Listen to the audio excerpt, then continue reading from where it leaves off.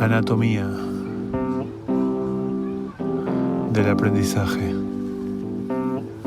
temporada 2.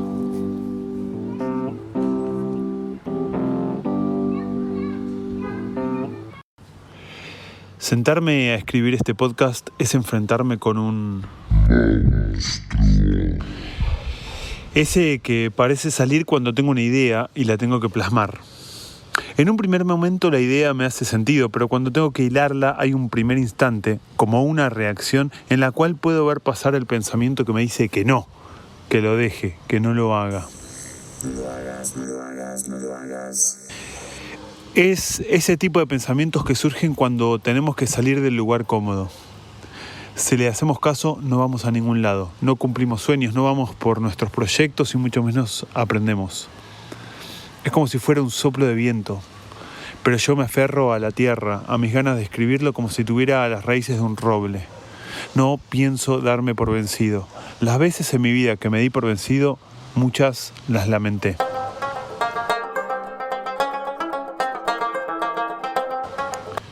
Ayer pasó por casa un amigo con su hijo que debe tener 2 años y su hija que tiene 4. Los dos, Pedro y Elenita, son curiosos como cualquier persona de esa edad. Agarraban cosas, las tocaban, sentían su textura. Yo veía cómo ellos iban probando formas de hacer algo con los objetos que veían. No había un objetivo concreto, era una investigación. Esto es obvio. Niñas y niños investigan, prueban, quieren conocer el mundo y lo hacen a través de los sentidos. En un momento, Pedro empezó a jugar con unos sonidos que quizá eran la imitación de alguna palabra, no lo sé, pero decirlo fuerte le hacía reír. Cuanto más lo decía, más fuerte se reía. También estaba ensayando la risa, parece. Había algo genuino y algo ensayo que se retroalimentaba. Su hermana, Ele, también se sumó y dijo otra palabra. Risas, pruebas, risas. Hasta que ya se agotó y empezaron con otra investigación. Pedro comenzó a girar sobre su eje. Caminaba con un pie y giraba sobre el talón del otro. Lo hizo hacia los 2 lados intuitivamente, como si supiera que existen esas posibilidades. Bueno, no como si supiera, lo sabía, lo sabe. Pensé, ¿en qué momento se termina eso? ¿Cuándo es que esa curiosidad se transforma en apatía, en falta de interés, en la obsesión por la burocracia? Yo venía de estar 3 días en un seminario de movimiento en Córdoba. Habían sido 3 días de práctica intensiva e intensa de investigación del movimiento y la gravedad. Un trabajo de estudio de la anatomía y sus formas, de las leyes de la gravedad, de cómo se mueven los cuerpos en el espacio, de las curvas.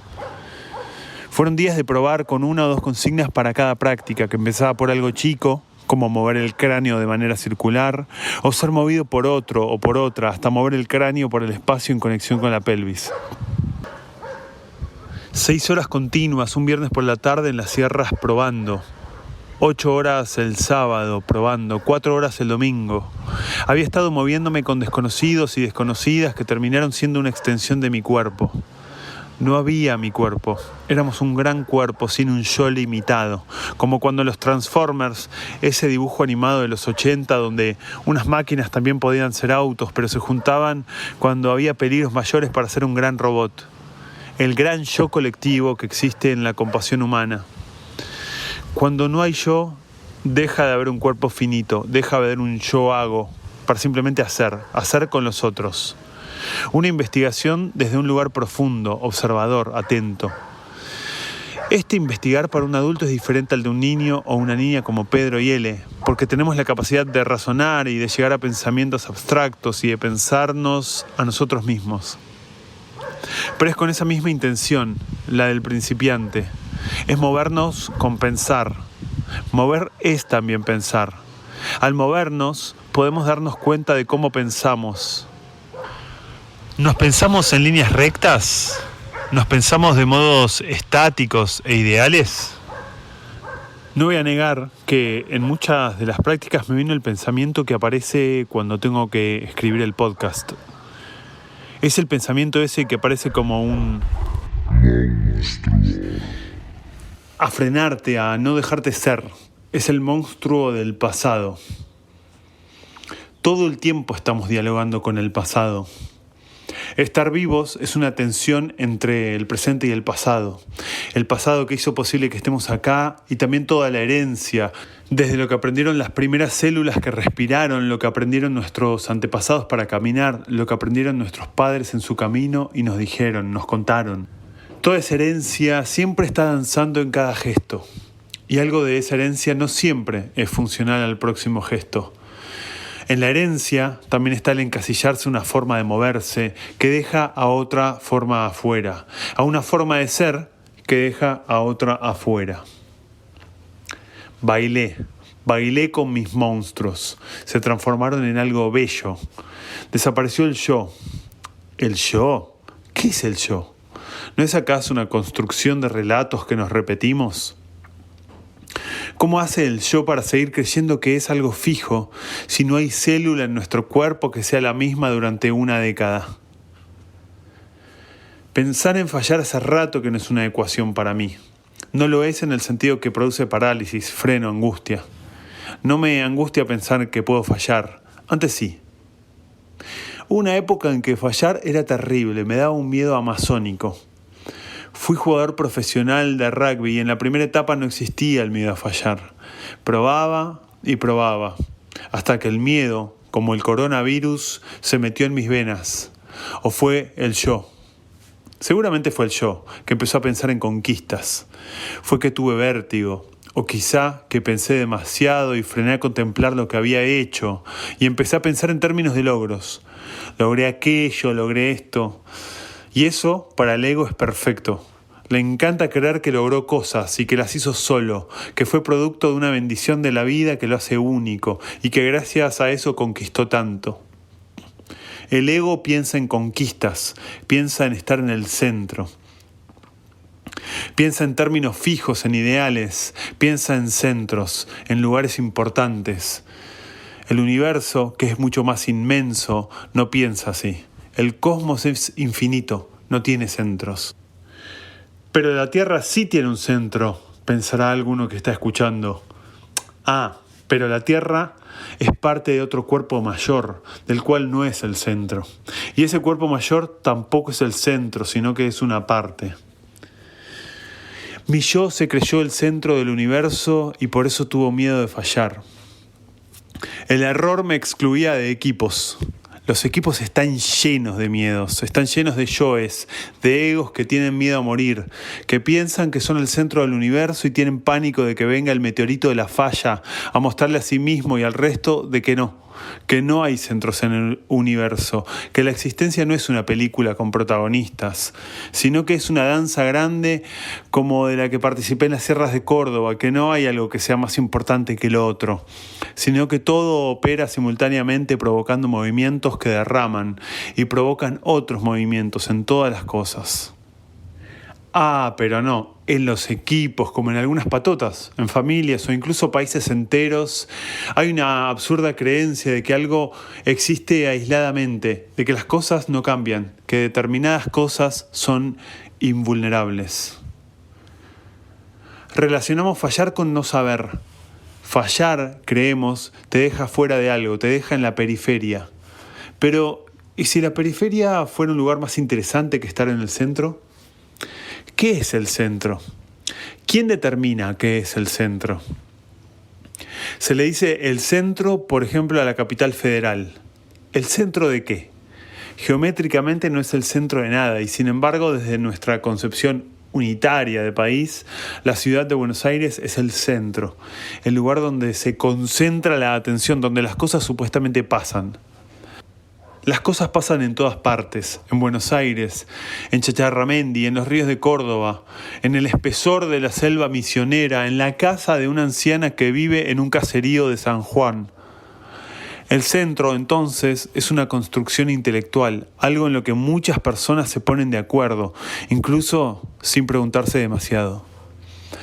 Es algo que aceptamos sin dudar. No es que me fui, sino que di esta gran vuelta pensando en periferia y centro para preguntarme sobre esta idea de no fallar que te pone en el centro. ¿Te pone en el centro de las miradas de los otros? El centro, se cree, es acertar, hacerlo bien. El centro es el ideal de perfección. La periferia es lo que está perdido, lo que no llega, lo que está mal. El centro es un invento burocrático, una forma de estandarizar la experiencia en el mundo. La periferia puede ser también información. Por ejemplo, si querés moverte con menos esfuerzo, tenés que registrar esos lugares donde estás haciendo más fuerza, donde hay más tensiones. Esa es la información que queda fuera de la experiencia. Estás practicando tiros al aro o de básquet y no acertás a la canasta y te quedás con eso simplemente. Pero toda la información que queda afuera es lo que pasó en el proceso desde que agarraste la pelota hasta que se va desviada. ¿Cómo te posicionaste?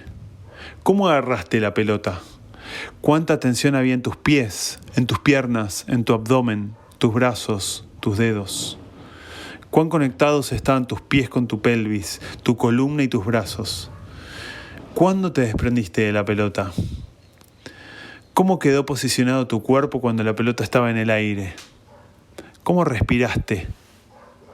Hay mucha información, pero solo nos quedamos con el resultado ideal. Quedamos clavados, como un disco rayado en el sí o no, en si lo logramos o no lo logramos. Lo único que le importa al ego es saber que está en el centro, en lo que se espera, porque quiere confirmarse una y otra vez en esos resultados. No le interesa la periferia, la información que da acceso al aprendizaje verdadero. El ego no aprende de verdad, solo tiene estrategias para no morir. Es un conservador incansable que en ese diálogo con el pasado, con lo que conoce, hace malabares para que nada cambie, para que no haya descubrimiento real y transformador. El deporte debe ser uno de los lugares con mayor miedo a fallar. Me pregunto cuánto tiene que ver el exceso de examinación que hay en nuestra cultura. Desde muy temprana edad nos juzgan con calificaciones. Todo está calificado, todo está sistematizado, estandarizado con números que muchas veces corresponden a miradas arbitrarias de las capacidades humanas. El sistema capitalista se basa en números y estadísticas porque necesita una producción eficiente. Y el deporte, sobre todo en el alto rendimiento, es cada vez más un tentáculo de ese sistema. No entrar en los números es igual a quedar afuera del sistema. Lo puedo decir por experiencia propia y porque lo veo en los muchos deportistas que se acercan a trabajar conmigo. Tienen miedo a fallar el próximo golpe, el próximo tiro, el próximo movimiento, en el próximo gesto, tener que equivocarse y sufrir las consecuencias de eso. Creo que hacen deporte, pero no reconocen que hacerlo es aceptar una regla básica del juego. Se gana, se pierde y a veces en algunos se empata. Lo cual no es un problema. Lo problemático es cómo te relacionas con eso. Solo ven ganar como una opción. Hay un rechazo por perder que se traduce en la exclusión. Ahí está el problema del cual se alimenta el sistema. Nada mejor para el sistema que dejar que nos comamos unos a otros. Gane quien gane, el sistema gana igual, porque lo que quiere es justamente que exista esta idea de triunfadores como alguien superior. Una superioridad que es moral, excluyente. Ese es su alimento. El triunfador sigue en carrera, se le abren puertas. El perdedor queda afuera, no está invitado al banquete. Y estar afuera del banquete es morirte de hambre solo. Y ese miedo a quedar afuera es combustible para que sigamos en la lucha por ganar o perder. Al costo que sea, hay que ganar. Cuando le creemos a nuestros pensamientos que fallar está mal, que no podemos fallar, somos el escarbadientes que nos expulsa de las muelas del sistema. Somos el sistema mismo. El sistema se las ingenió para operar en nosotros, en ser parte nuestra. No es algo externo, sino que es algo que acordamos entre todos que existe. Al sistema lo construimos en nuestros pensamientos y gestos, en cómo nos relacionamos con el mundo. Ahí estamos dándole fuerza al sistema. Así es que el virus gana. No vamos a vencer al sistema. Pensar en vencer es su lenguaje. Tampoco hay antivirus. Ahí sí, otro camino que va siempre pegado, cerquita, sin violencia, tomando todo lo que sucede en la periferia, en el proceso de cómo hacemos las cosas, sin apegarse a ideales, a resultados o estereotipos de cómo tienen que ser las cosas. Fallar es una palabra que inventamos para disimular que no prestamos atención a algo. Fallar es una invitación a probar otra vez de una manera diferente. Fallar es una invitación a reflexionar cómo lo hiciste, a hacer un examen sensorial y cognitivo de la experiencia. Fallar es necesario. Fallar es lo que hace la evolución desde hace miles de millones de años.